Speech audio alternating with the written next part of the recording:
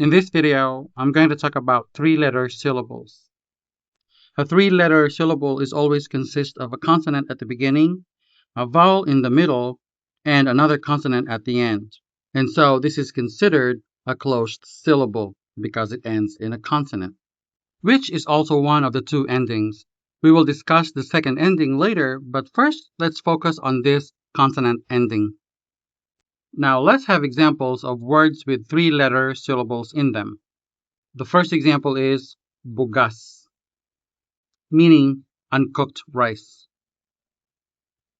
The three-letter syllable gas is comprised of the consonant G at the beginning, the vowel A in the middle, and the consonant S at the end.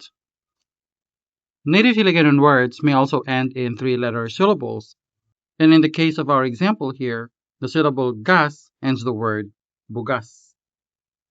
Three-letter syllables could also start a word, and one example is kanon, meaning cooked rice. Three-letter syllables that start a word may be followed by another syllable that begins with a vowel, with a hyphen or a space separating the two syllables. Kan starts the word kanon. What follows is a vowel starting two-letter syllable, on. Kanon. Also take note that these two syllables are separated by either a hyphen or in some cases simply by a space. But the pronunciation stays the same. Kanon. Kanon. I personally prefer a hyphen in cases such as this. But if you want to make me your favorite Ilonggo person, see you at the hyphen and at the subscribe button. I would be profoundly grateful for that. Okay, now when a three-letter syllable is followed by another syllable but not separated by a hyphen or a space, the succeeding syllable starts with yet another consonant. Let's take a look at these examples. Binhi, meaning seed or seed grain.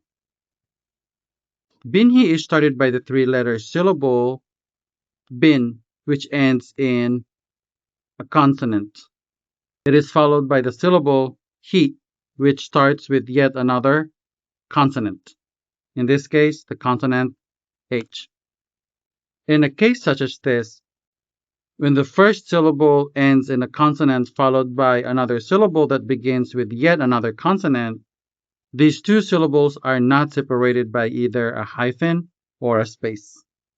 All the consonants are written in one continuous word, as in binhi, binhi. Another example would be mumhu, meaning a single grain of cooked rice. With mumhu, there's no need for a hyphen or a space between the M and the H. Mumhu is spelled in one continuous word without a hyphen or a space separating the consonants M and H. Now let's take a look at the other type of three-letter syllable ending. Aside from ending in a standard consonant, a three-letter syllable can also end in a semi-vowel, W or Y, creating a diphthong. This type of syllable structure can appear at either the beginning or the end of a word. First, let's look at examples where this syllable ends a word. Take the word humay, meaning rice plant. This word consists of two syllables, hu and the three-letter syllable may. Although the letter Y is technically classified as a consonant, it pairs with the preceding vowel A to form the diphthong I. And as a result, the syllable may has a vowel-like sound ending. Let's take a look at another example, carabao, meaning water buffalo. This three-syllable word ends with a three-letter syllable, bao. Here, the vowel A pairs with a semi-vowel W to create the diphthong, au, giving the final syllable a vowel-sounding finish. Three-letter syllables ending in W or Y can also begin a word.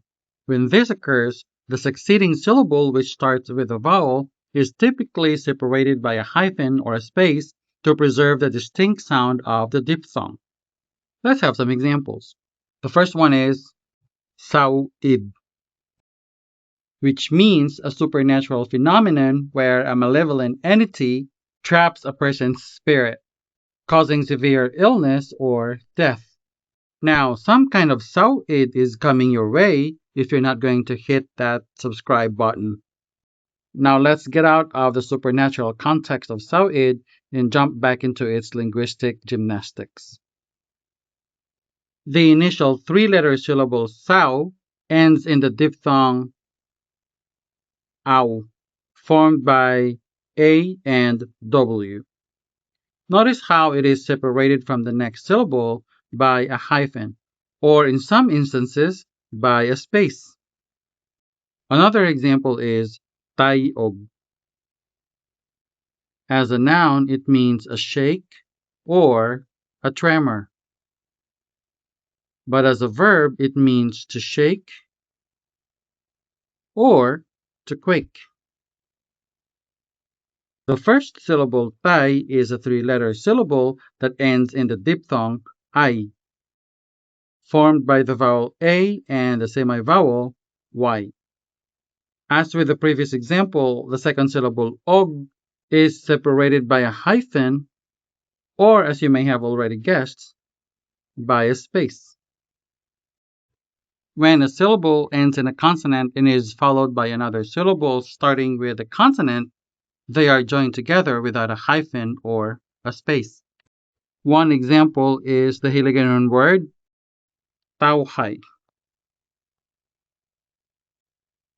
meaning peaceful, tranquil, or simply free of any activity. The syllable tau ends in a diphthong ow, formed by the pairing of the vowel A and the semi-vowel W. However, this diphthong is followed by the syllable hai, which starts with a consonant. Because the second syllable begins with the consonant H, the two syllables are written as one continuous word, tauhay.